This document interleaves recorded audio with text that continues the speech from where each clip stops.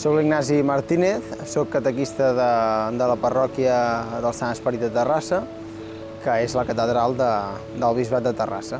Jo sóc un jove que vinc d'una família cristiana, vaig anar a una escola cristiana també, però un moment que va ser un abans i un després de la meva fe va ser en uns campaments que organitzava Lifetime a Holanda.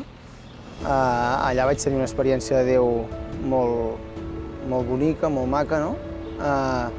On vaig veure que tot allò que m'havien explicat sempre doncs, era veritat i Déu estava present allà. No? I per mi doncs, sempre ho recordo com un punt doncs, de molt de creixement en la meva fe. Déu és molt bo amb mi en molts aspectes. El primer, doncs, sempre em considero molt afortunat doncs, amb la família que he tingut, ara també amb la meva dona, que ens vam casar doncs, fa poc, amb els meus amics, amb la comunitat, la parròquia on he crescut. Sempre considero que Déu doncs, m'ha protegit, m'ha regalat també la natura, que doncs, a mi doncs, sempre m'ha agradat molt i sempre hi he trobat molt el Senyor. Jo he crescut els estius en un poblet del Pallars, allà amb els meus germans.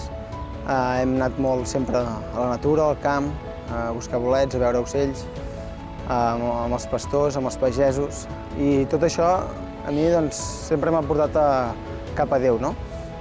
Veure la grandesa de la natura, ja tant pot ser un cel estrellat, una posta de sol, unes formigues fent el niu abans de que plogui.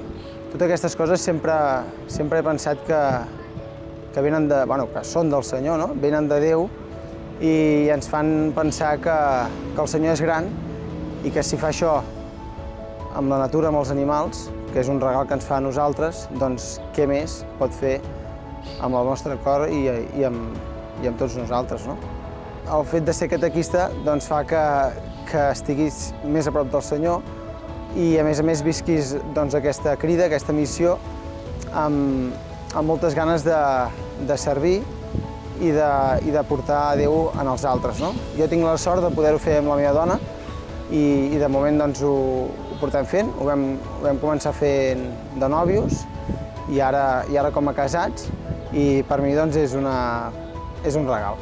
Si tingués Jesús davant meu, com moltes vegades l'he tingut, doncs,